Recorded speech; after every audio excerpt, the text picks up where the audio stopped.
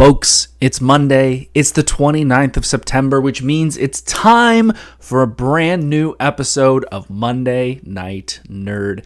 Thank you all for taking some time tonight on Monday night. My hair is just on point tonight.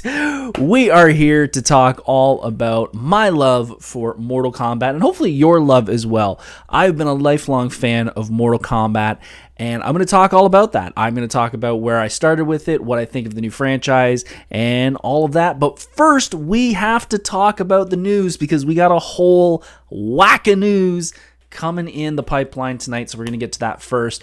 Boomster Joe, first in line. Good to see you, sir. I'm glad you can jump in. And everybody that's watching here on TikTok, I appreciate you guys tuning in as well. If you guys want to contribute to the podcast, hop over to Myers Corp Cosplay on YouTube, and you can join the conversation. I am watching the chat, and I am answering questions and anything you guys want to talk about. Let's kick things off with what's happening this weekend coming up this Sunday.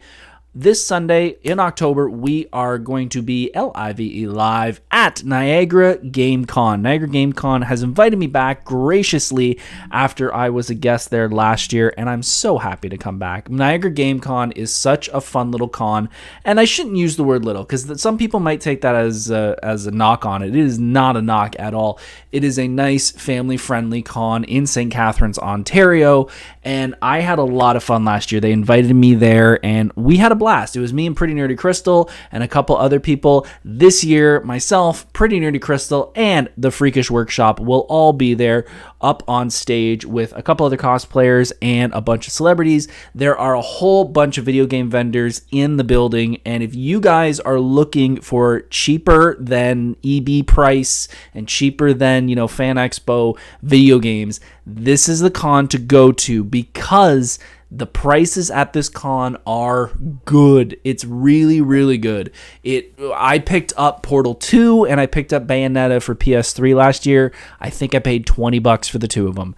It is worth taking the time to go to the con. It's only $10 admission. If you got kids, they can get in for free. You should check it out. And this guy, Stan the Mannequin, will be making his con debut. He will be there in Ghost Rider. I set him up today to make sure everything fits. It does. So he will be there in the Ghost Rider cosplay. I will be rocking Chell from Portal because that is such a fun and comfy cosplay. I'll be bringing some other stuff. I'll be bringing the Riddler cane. I'm going to bring some Wolverine claws for the kids who want to take some photos dressed as Wolverine and a whole bunch more. So you guys should check it out because it is going to be a great, great time as it was last year. Last weekend, I shouldn't say last weekend, Saturday, actually, I went to a concert. I went to a concert here in Hamilton, and I got to see a band that I have been a fan of for many, many, many moons since I was a wee little lad, and that was Aqua. I saw Aqua live, finally, after so many years. They are doing a cross-Canada tour. They just wrapped it up, I think, on Sunday. They are heading back to their home country of Denmark. It was such a fun show. It was really fun. It was, I'm a diehard metalhead. As you may know if you've seen the podcast before, and it's over top of me right here. My posters from the Metallica show. I spent $5,000 this spring to see Metallica, and I got the backstage, all that stuff. And now I'm seeing Aqua. And as much as I love Metallica, it was such a great experience. It was a lifelong, a life-changing experience seeing Metallica for me. I really did enjoy Aqua, and I'm really starting to change my musical taste a little bit. I'm wanting something a little more upbeat, a little more something positive. Not that Metallica is not positive, but I feel like a lot of metal that I'm listening to now is very, I shouldn't say depressing, but just kind of gravelly and dark and all that. And I want a little levity in my life. So going to see a band like Aqua was really fun. Seeing the crowd just going nuts, seeing complete strangers like pointing at each other, high-fiving, giving compliments on their attire. It was a lot of fun. They have, I gotta admit, they started off a little awkward. They started off with one of their ballads, Aquarius, which is not something I'm used to in bands. I'm used to bands kind of just kicking into high gear. But it was a little slow build, but by the end, it was an amazing show. They were, it wasn't a big production. It was seriously just the three of them with their backup band and a screen in the background.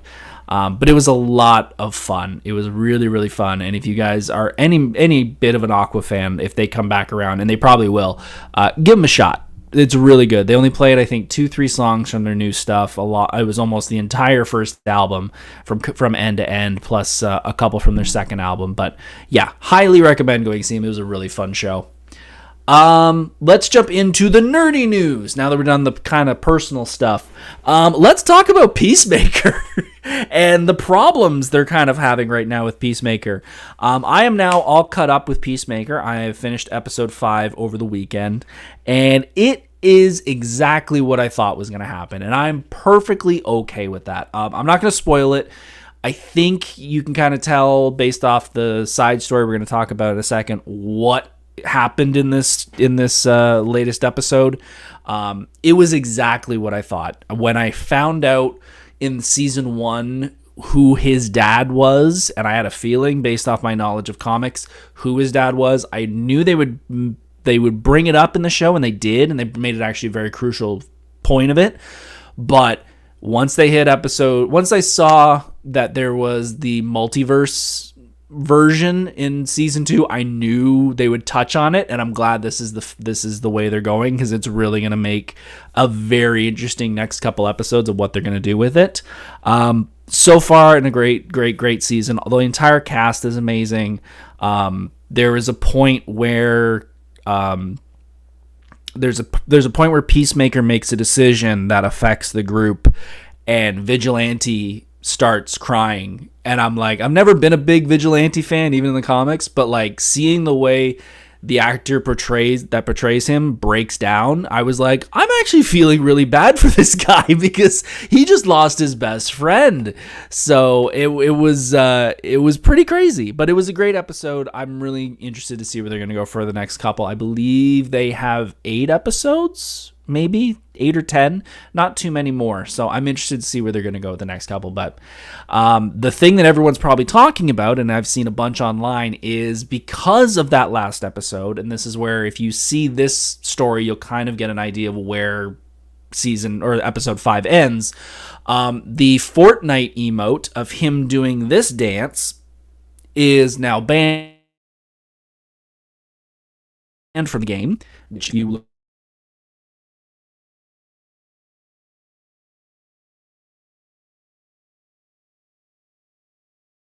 in the ass. So I that if you haven't been watching the show, or you're late to the show and you're maybe an episode or 2 behind, if you saw that news, it kind of spoils what happens at the end of episode 5, but I get it. Like, as soon as I saw the article, I'm like, yeah, I could see gamers having a problem and using that in the wrong way. So I get it, but I got a feeling after after the end of the season, they'll probably bring it back. They're just going to do it now to just, it's hot on the burner right now. Give it some time, it'll come back. Not just Peacemaker did I watch this weekend. That was English. I also watched a movie. I watched a movie last night. It's a movie that I've been wanting to watch for a very long time because I'm a fan of the originals, and I was excited when I heard they were going to remake it, or at least, yeah. Did I say episode? Sorry, episode 6. See, I'm not watching them, like I'm watching them 2 and 2 and 2. Yes, Crystal said you mean 6, because that's what I watched. Yes, sorry. Episode 6 of Peacemakers. I'm watching them in 2s, so I'm forgetting which one I'm on. Yes, the newest episode is episode 6. As I was saying, I was watching a movie that I'm a big fan of the originals, and I'm glad they brought it back and they rebooted it, sequelized it, whatever you want to call it. I watched Naked Gun with Liam Neeson and Pam Anderson. This, again, is a franchise that I liked. I liked the originals. I thought they were pretty funny. Obviously, they progressively got a little weaker, but overall, I'm a fan. This was interesting because I liked that they put Liam Neeson in it. I think he's the perfect deadpan actor to take over that franchise. I don't know if they're going to do any more. I have seen a bunch of people talk about it that are like, I didn't find it funny. It is a certain type of humor. I will completely admit it is not for everybody. If you are a fan of the Family Guy kind of humor, not the cutaway, but just that brand of humor, the Lonely Island style of humor, and I specifically use those two because Akifa Schaffer, who is from Lonely Island, directed it, and Seth MacFarlane from Family Guy was a producer. If you like that humor, this is the movie. This is the movie that has that kind of humor to it. So if you like that, you will like this movie, I think. There's definitely a sequence in the movie that it's sort of a montage sequence in the middle. Again, I don't want to spoil it because it's still a new movie. That just took a complete left turn and then took another left turn, and I loved every minute of it. There is not a lot of drop down hilarious moments. It's a lot of one-liners and little things like that. But that one montage sequence in the middle just took a left, and I cracked, and then I cracked so much more when I saw where it went. So overall, I liked it. It's only like an hour and 10-15 minutes. It's not a long watch, so check it out if you're a comedy fan and you've been wanting a funny movie that, you know, Hollywood kind of has a problem with lately, not wanting to offend anybody. This is a pretty good movie to get you back in that game of enjoying comedies. To go from a movie that I enjoyed to a TV show that I haven't watched, but I do kind of want to talk about it a bit because I kind of feel bad for this guy. Let's talk about Witcher. The new Witcher season is getting filmed or just finished. As everyone knows, Henry Cavill was in the first bit of Witcher. I believe there's 2-3 seasons of it. And because of well-known... He's a really big fan of the franchise and wanting to make sure that it sticks very much to the books and the games, and Netflix wanting to do different things, he quit the franchise. And now we have Liam Hemsworth as The Witcher. I have not watched the series. I have not played the games. However, I'm in nerd culture. I've seen enough people talk about it and seen clips. I actually have Witcher 3 on my PS5, and I've had it for probably 4 years, and I've just never played it because I know it's a big investment if I get into it, and it's going to take up a lot of time. I feel bad for this guy. Like, I really feel bad for Liam Hemsworth because he is in a no-win situation in this. He really can't do anything right. No matter if he pulls off the Hail Mary pass and gets it absolutely perfect, he's still going to catch so much hate from the fans that it's not Henry Cavill. And I feel bad about that because, and Boomster Joe, I agree. It'll come down to whether the storytelling holds up. And I think that's a big factor. It's a big factor in any franchise. But I feel like even if the storyline is great, if he still puts in a great performance, I think there's going to still be a very large collective of people that are just going to be like, Henry would have done better. And it's like, ugh. No matter who got in this role, they would have known they were catching some bullets here and there from fans who are just, they loved Henry Cavill. And I get it. From what I've seen, he looks like he did an incredible job, but it's just, I feel bad. I feel bad for him.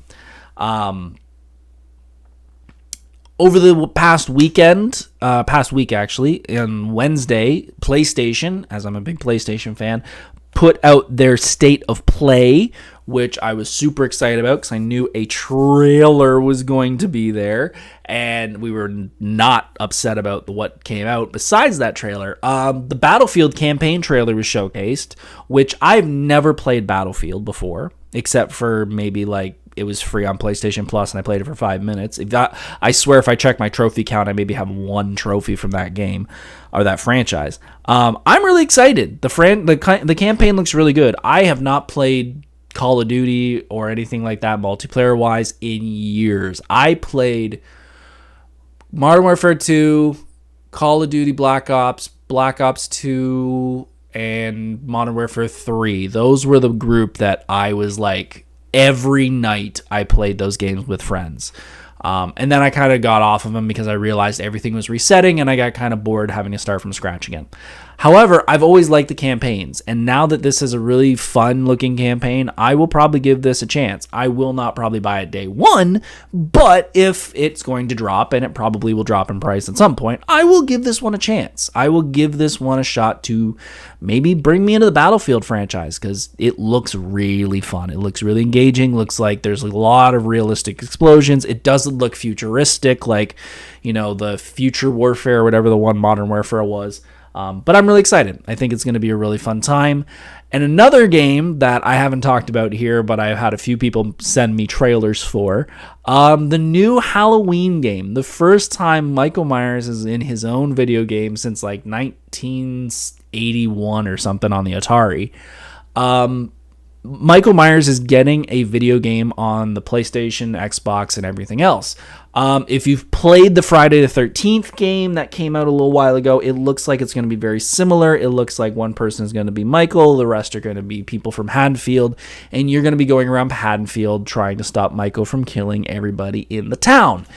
I played the Friday the 13th. I thought it was pretty fun. It's not totally my type of game, but I would give this one more of a chance than Friday the 13th because it's my name.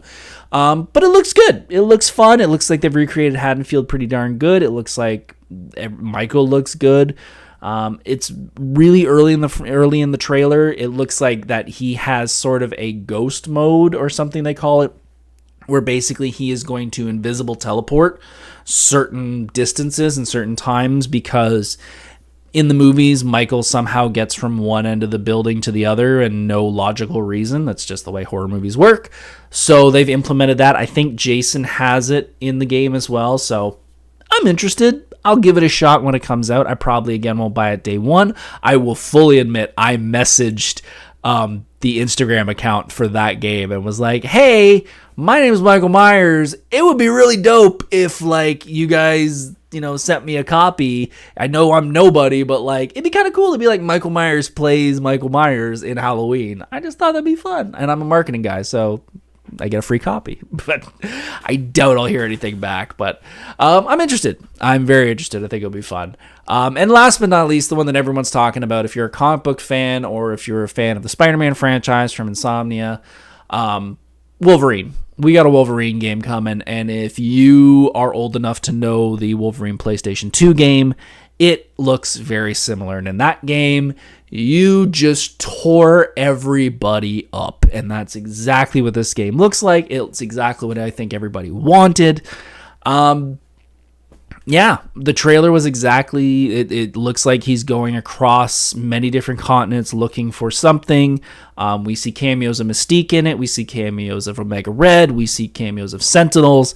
It looks like a modern version of the PS2 game, and I think every person who was a comic book fan loved that game back in the day, and I think this is going to be a lot of fun. There's not much else to say. It's Wolverine, and it is bloody and gory as we all hoped it would be. So good on you for just being like, this is what they want. We're giving it to them. So I'm very, very excited. Something that caught my eye, which was not what I expected this year when it comes to movies. If you are a horror fan, you know that Guillermo del Toro is doing a Frankenstein movie this year, and it's been all over Netflix, I believe. They've been posting trailers about it. There is a second Frankenstein movie coming out this year. It is called The Bride. It is focused on the bride of Frankenstein, but Frankenstein is in it. So in 2025, if you told me we were getting 2 Frankenstein movies, and technically 3 Frankenstein movies or properties, if you want to count Creature Commandos, because Frankenstein's in that game too.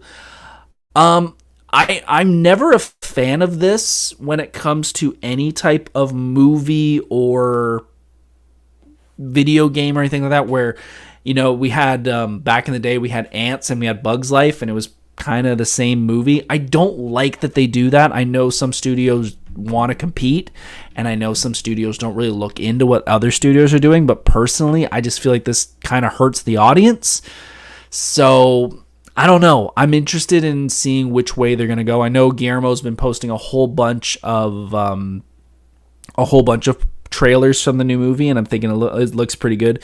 This Bride one looks kind of interesting, but it looks, I don't know. It looks a little like Joker and Joke-a-Do or whatever the heck the movie was called. I can't remember because I didn't finish it. Folie-a-Do. There we go.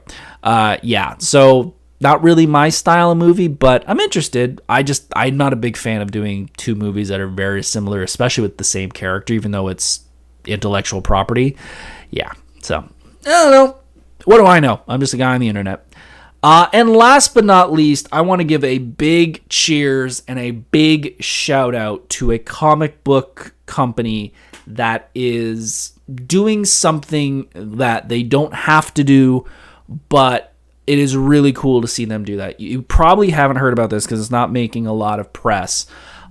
Image Comics announced that as of December 2025, physical comic book stores are getting a 1 month exclusivity for all of their Image graphic novels going forward. So what that means is that Image Comics will be delivering their graphic novels to physical retailers first for 1 month, and then after that 1 month time, online retailers like Amazon and stuff will get them. So they posted a thing over the weekend, I believe, or Friday, saying that this is their new initiative. They understand that comic book stores are having a little bit of trouble because, you can get anything on Amazon, you can get it like that. They want to help support the comic book stores, so they are giving them the exclusivity for the month. So I got to say, that is a big, big win for Image, and I know that probably hurts them a little bit because they're not getting a ton of those amazing sales at the beginning for some of their books, but the goodwill that it is getting around the comic book industry is a lot. And personally, there's not a lot of Image comic books that I am currently reading. Honestly, I'm not reading anything currently right now, but it does make me want to support Image a little more if they're wanting to do that extra little thank you to the physical retailers. So good on you, Image, for giving them the that little 1 month window, especially around Christmas time, because there's got to be people who are going to be buying graphic novels for Christmas presents. That is it for the news. We had 22 minutes of news. We still got to talk about Mortal Kombat. If you're still here, if you can hit that like button, hit that subscribe button, all those things, it means a lot, especially here on YouTube. We are going to be doing a whole bunch of content coming up. I got about one long form video a week. We've got probably 3 to 4 story or shorts coming out a week.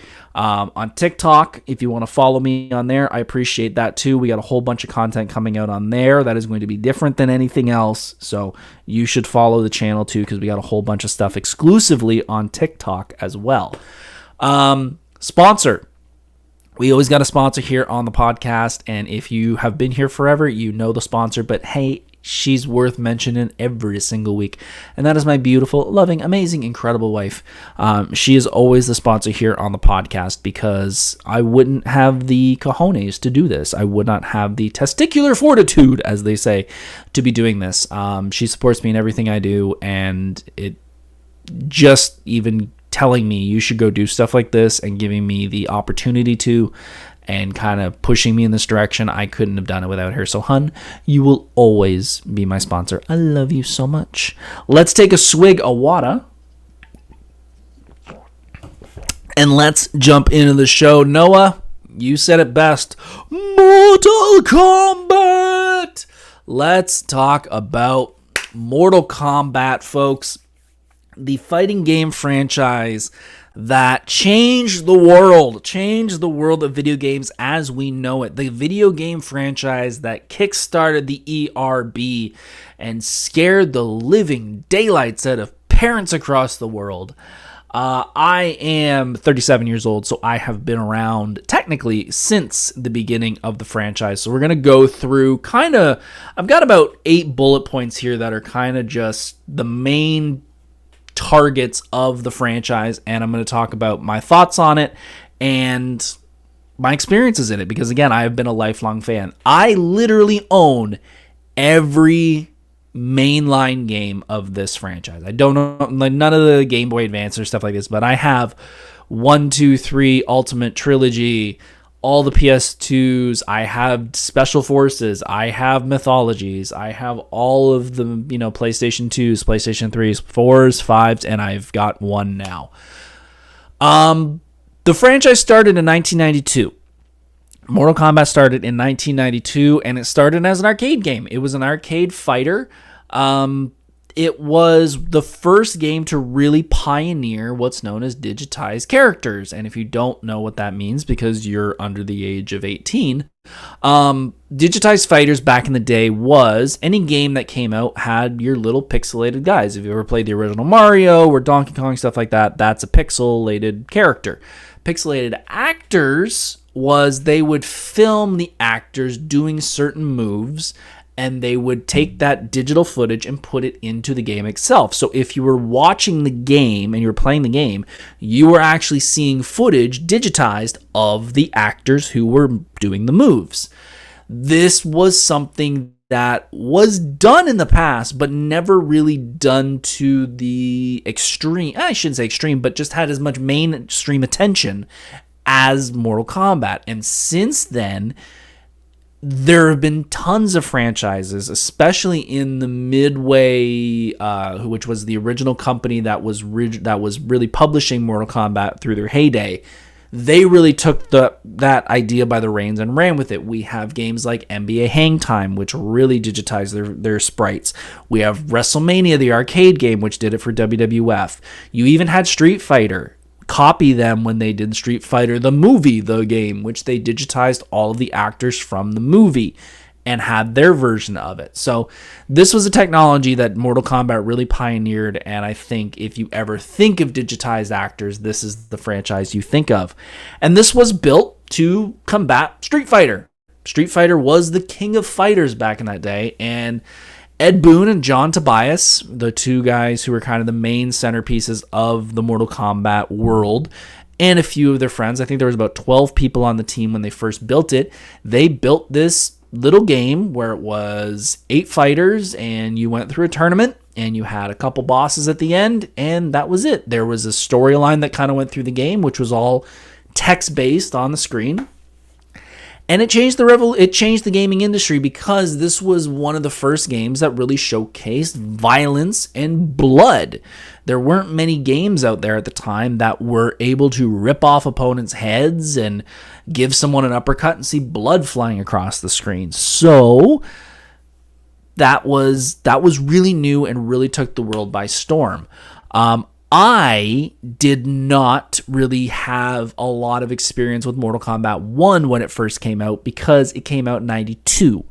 I was born in 88, so I was 4 when this thing came out. I did not have a ton of experience with it, but I did get into Mortal Kombat 2 because by the time 2 came out, which I believe was 95, I was in grade school by that point. And my school was very, I don't want to say progressive, but it was very okay with kids not just experiencing academia even at that age, but also just being, fans of the arts, so to speak.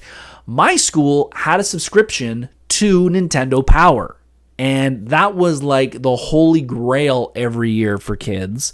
Or every month when that new issue came out, every kid flocked to the library to try and rent the book out so we can take it home or even just take it to class and look through it and see what games were coming out, what games were, what tips and tricks were in it.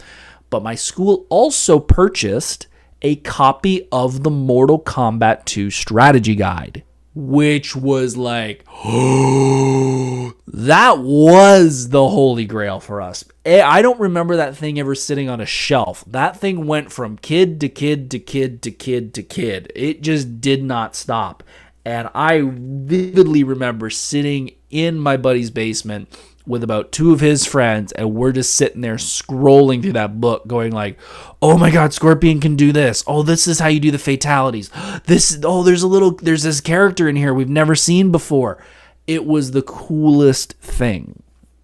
And we were in love with this whole idea of like these games were pushing the envelope and we were little kids and it was so cool. And then, like I said, the parents found out about it. And when the parents found out about it, that's when the shite hit the fan, so to speak.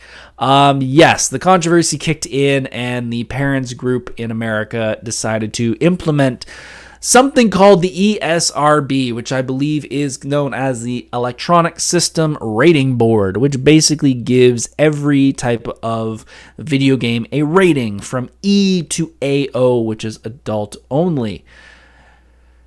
Now, this is very funny because I understand, even at 37 now, if something like this came out, I get their thought process. However, the same thing was kind of happening in the music industry when the parental advisory stickers started to end up on CDs, and the whole point for that was very similar. So parents can have an education on what their kids are listening to.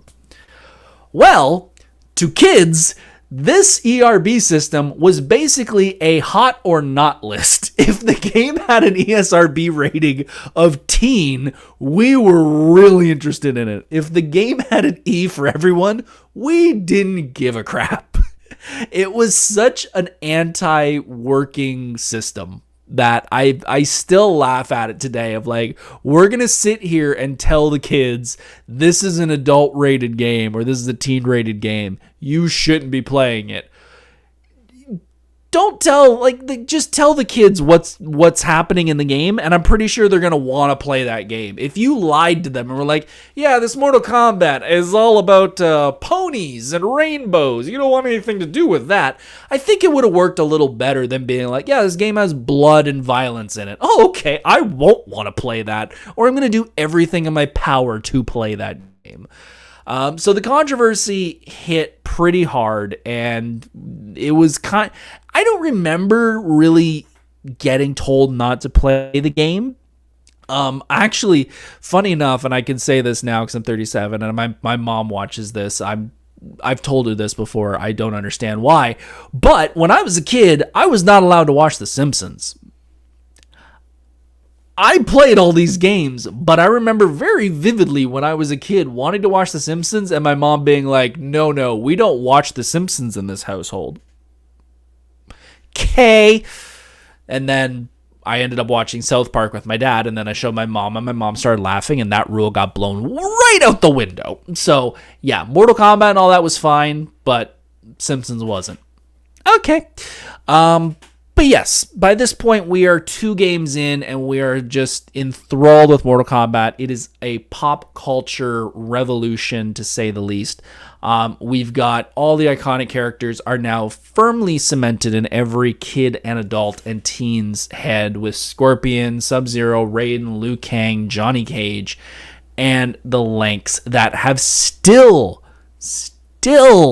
become icons even to this generation that is coming up because of things like the new Mortal Kombat 1 and having them in things like Fortnite.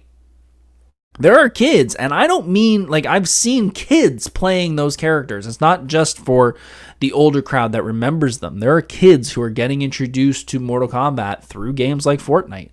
I personally have always been a Johnny Cage fan. That was the one that kind of stood out to me more than anyone else. I like the ninjas. If I was to pick my favorite ninja, it would probably be Rain, the purple one. Scorpion and Sub-Zero just seem so overblown. Everyone loved one of those two.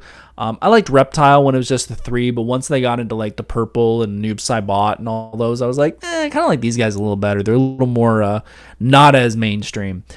But yeah, so then we're getting into the controversy through the fatalities, the finishers. This is something that I think is the biggest staple of Mortal Kombat was. Sorry, folks, you're probably wondering what I'm taking my socks off because I'm sweating my butt off in here. The fatalities. That is something that is definitely the thing that I think everyone thinks of when they think of Mortal Kombat. When you think of what is one thing of that franchise, fatalities and the ending moves kind of change the game when it comes to fighting games. Games like Primal Rage and stuff like that, they took that and ran with it. Even Killer Instinct has finishing moves now because of games like Mortal Kombat. And especially having them be, different button combinations and keeping those very tight to the vest is really fun to think about now, because that was such a big thing in the arcades. You would show up at an arcade, you'd drop your coin on the machine and go, I'm next. And if you got a bunch of kids around you and you pull off a finisher, you were a king at that point. They would carry you out with pizza and soda, and you'd be the greatest kid ever because they would want to know how to do it. I remember clearly being that one time. And it was like this, it was the easiest one too. It was like Ultimate Mortal Kombat, and I was Smoke, and I did his world blowing up, which I think was like 4 buttons, and it was really easy to remember. But I remember having some kids around me, and they're like, oh, you know how to do that? And I'm like, yeah, I know how to do that. Yeah, I'm pretty cool. Yeah. And that died like 10 seconds later. But it was a big thing back in the day, especially when you had the first couple games, you just had fatalities. You had each character, I believe, had 1 or 2. The first one had 1, the second one had 2, and then later on in the third game, Mortal Kombat 3 and Ultimate, you introduced the alternate finisher moves like animalities, babalities, brutality, stuff like that. With the first games, it was pretty easy to at least remember one character's finishing move because you had 1 to remember. When you got into the higher games, the Ultimate and 3, you had more rarity when it came to the finishing moves. So people could remember the first 8. People could kind of remember the next game when I think there was about 16 to 20. Once you got into 3 and Ultimate, you had some people pulling up some odd ones that you may not have seen, which made it even better. Because you were just like, no one's even seen this animality before. No one's even thought that this brutality existed. And you pull it off in front of people. It was so cool. But I really thought that was a really cool thing, that once you hit that level, you kind of became that icon of the area at the time. Boomster Joe says, I think about the iconic MK theme song. You want to know a fun fact about that iconic MK theme song that no one really thinks about?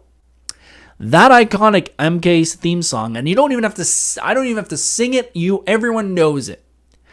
It is not from any of the games. It is from the movie, which we will get into in a bit.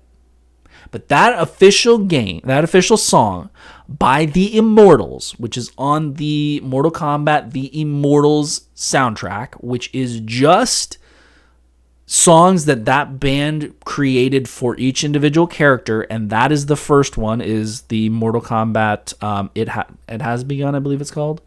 That is just from the movie. That is not in any of the games. Even the new movie does not have the original version of it. They have a remixed new interpretation of it, which I find hilarious. I've read that there is some rights issue that the band The Immortals was like, we don't want it to go any further, or there's something about payment and stuff and how big it became. But yeah, it is only from the movie. It has never actually been in any of the mainline games. Most people don't realize that.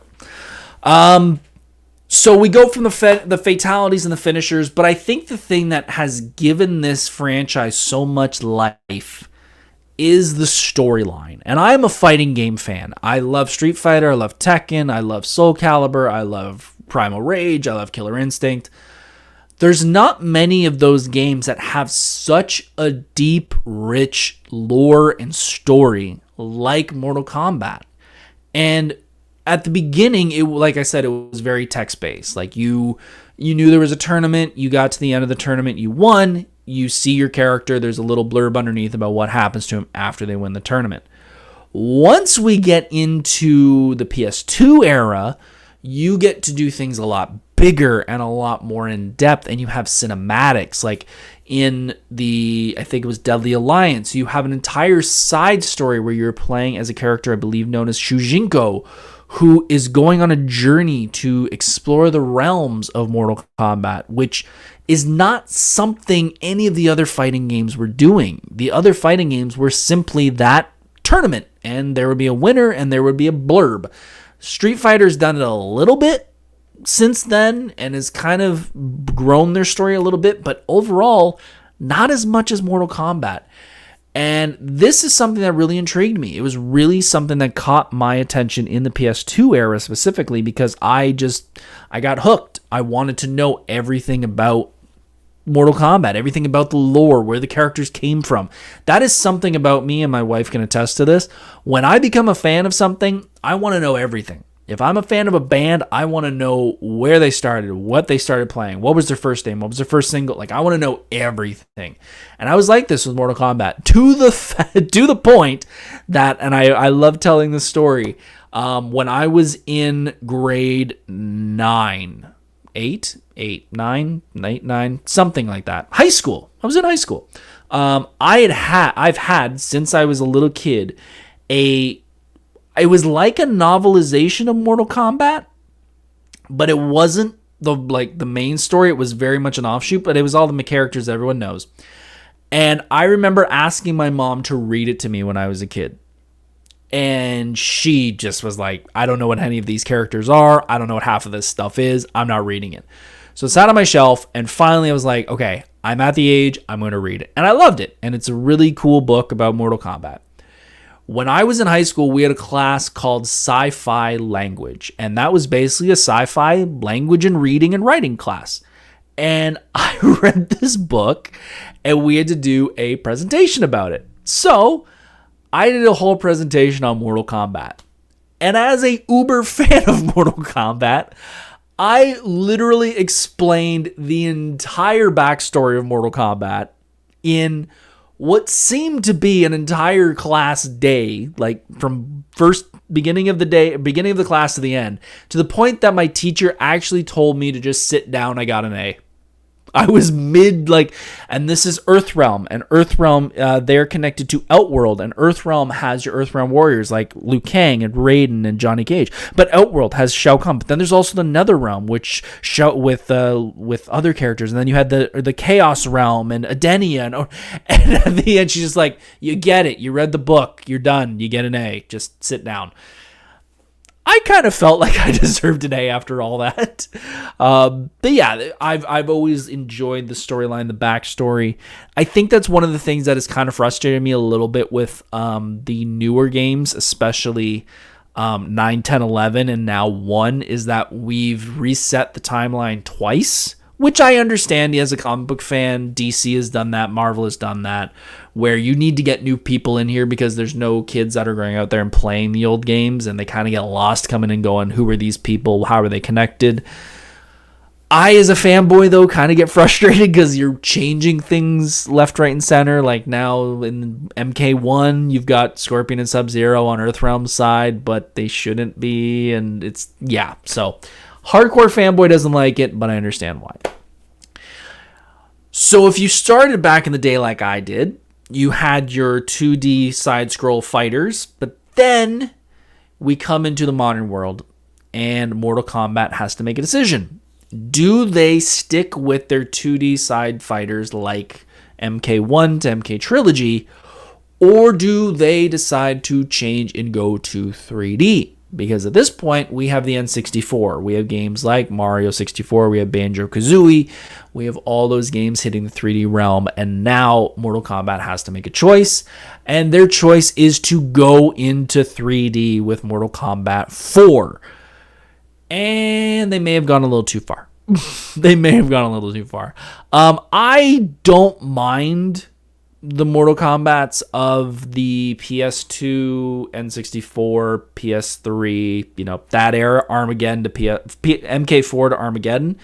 I don't hate those games, but I do feel like this whole side-scrolly but 360 arena, that's the way they built it. So you're still doing this, but you can turn this way and this way. It's a weird setup. It's a weird way of playing. It gets a little frustrating sometimes.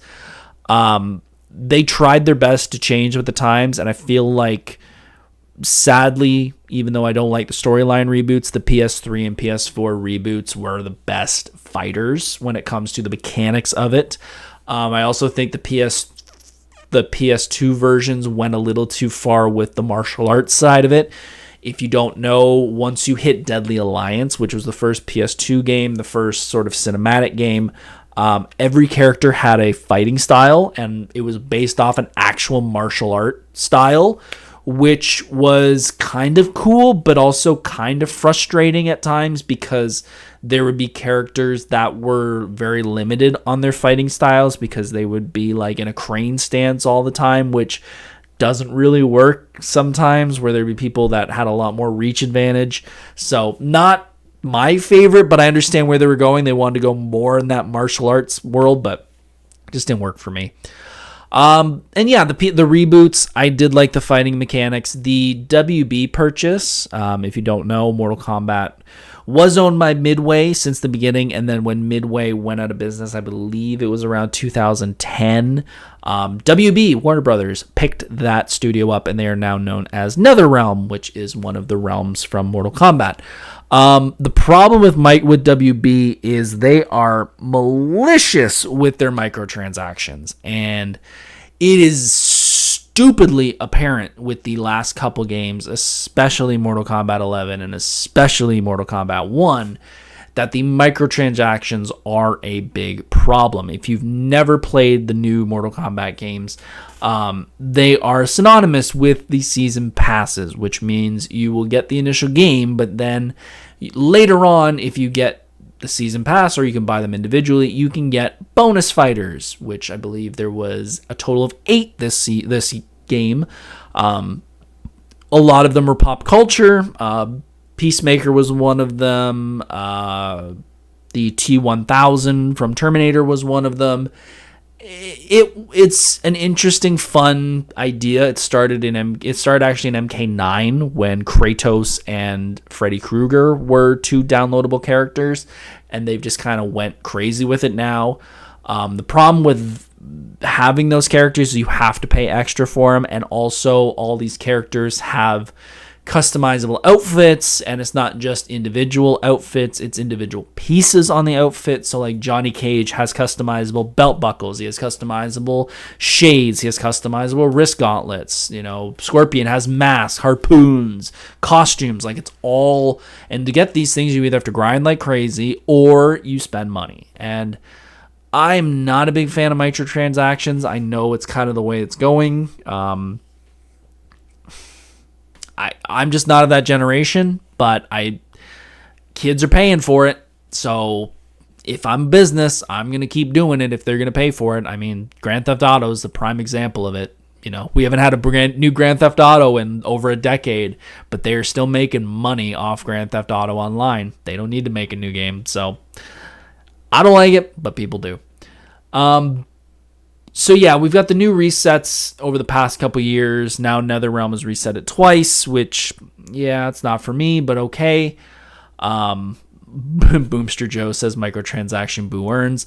I mean, from a customer standpoint, no, I hate them, but looking at it from the business side, I get it.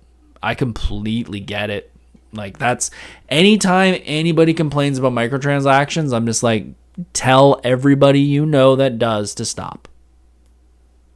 I won't work, but that's the only way that you're going to get them to stop. It's the same with Madden. It's the same with NBA. That's the only way you're going to get them to stop is stop buying them. And kids are more than happy to buy them. That's the way it is now. So I don't know what else to say. So yeah, we've reset the franchise twice, but I think the more important thing to talk about, and we talked about a little bit before, was when Mortal Kombat became the juggernaut that it was in the 90s, we took Mortal Kombat and we ran it into the ground to the point of it was everywhere. And I watched a documentary about about the original movie, and this is where it all kind of started. The individual that I cannot remember his name, that was the producer on the original Mortal Kombat movie, he was the one that went to Midway and went to Ed Boon and John Tobias and said, look, I want to take this franchise and I want to do everything I can with it. I want to put this franchise in every place it can possibly imagine to be. And he kind of did it without really, I think it kind of gets overlooked of how much Mortal Kombat stuff was out there at the time. We have the movie, And we had the second movie, Annihilation, which are the ones that everyone thinks of. But you also had comics. You also had a live touring stage show. You also had a TV digital special thing.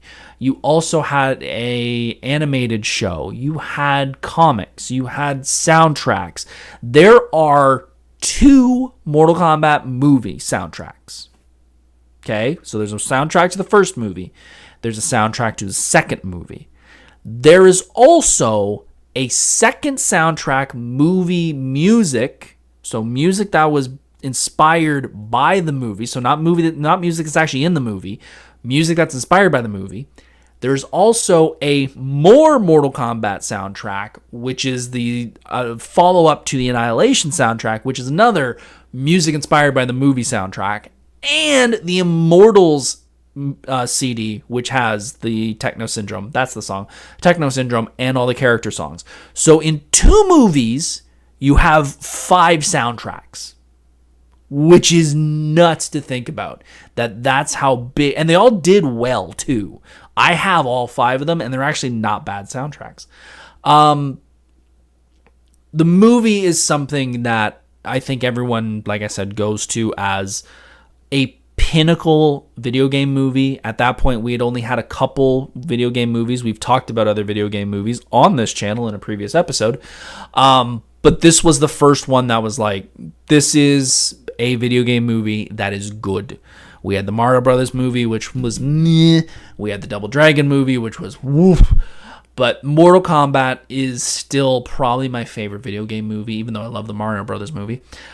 This movie I can recite word for word, no matter who the character is. If you put a laptop and spun the screen that way, filmed me and filmed the laptop, I could probably recite everybody's lines. I know the movie that well. I've seen it that many times. I remember being a kid and doing the fight sequences in my basement because I watched it that many times, which doesn't surprise me because I clearly was not supposed to watch that movie when I was a kid. I vividly, like it was yesterday, remember walking through Blockbuster as a kid, looking at that box art and just staring at the VHS, like looking at the back of it, like one day I'm going to watch this movie. And I don't remember the first time watching it, but I know I've watched it probably 40 times, if not more, since then. And it is my go-to movie if I ever am just like, there's nothing to watch. Mortal Kombat, because I still love it. The new ones, they're okay. They're okay. I think they're a little... They're not my favorite. To be fair, I'm interested in the new one. I'm interested in number 2. I still don't think Carl Urban's the right one to play Johnny Cage. I know he's supposed to be an older version of him. He's a retired actor. It doesn't do it for me. One of the funny things that I look back on as a kid and not realizing the world we're in now. The world of collectibles now is huge. Anything from when you were a kid is like worth a pretty penny. And back in the day, back when I was in grade school, I had to have been in grade 4 or 3. I remember clearly we had I don't know if it was a show and tell type thing or it was a presentation of some kind where we had to we were all sitting on the carpet and one of us every day or something like that had to present something, whether it was something we drew or whatever. I don't remember that point. But I remember that if you did a good job, you were able to take a toy from the little toy chest that they had in the class, and you could take that toy home. In that toy chest were the little G.I. Joe Mortal Kombat guys from the original line, which are worth a buttload now. And I do still have them. They were all not in package. They were all taken out of their packages. But I remember whoever it was pulled that first one, and the rest of us were like, we're doing our best to each of us get one. And I think a couple people ended up giving them to me or something later on. Like, I think they kind of got out of the franchise, but they knew I was still a hardcore fan. So I've still got, I think I've got Shang Tsung, I've got Sub-Zero, I think I've got Liu Kang, and I think I've got Reptile or Smoke. One of those. I think I've got 3 or 4 of them still at my mom's.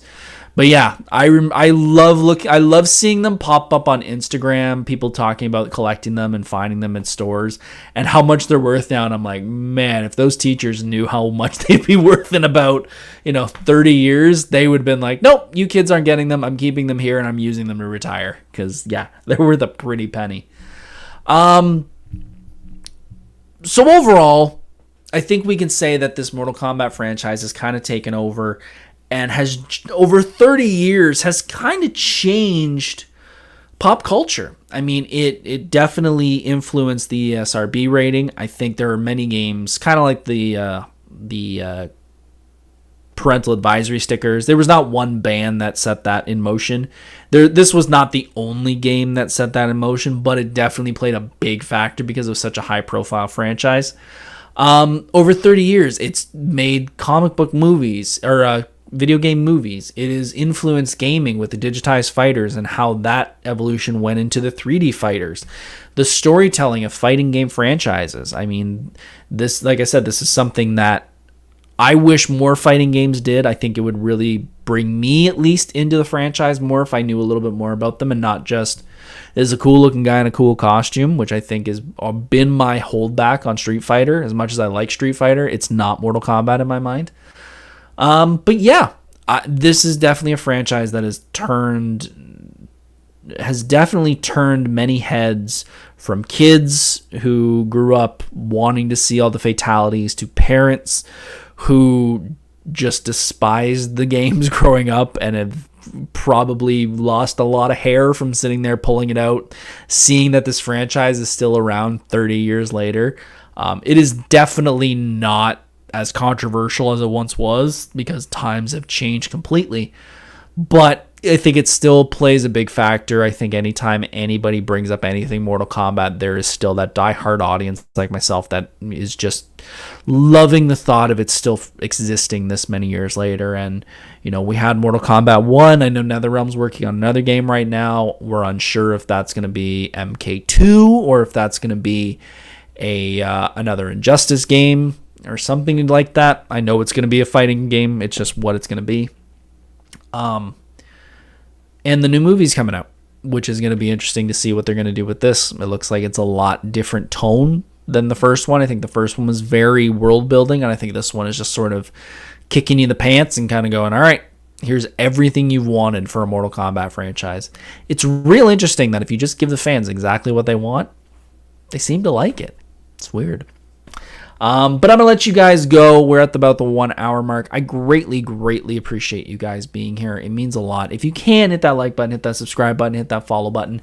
And all of you on TikTok, if you can do the same, if you can hit that follow button, we got a whole bunch more content coming out. And I'm going to be live streaming this every Monday night.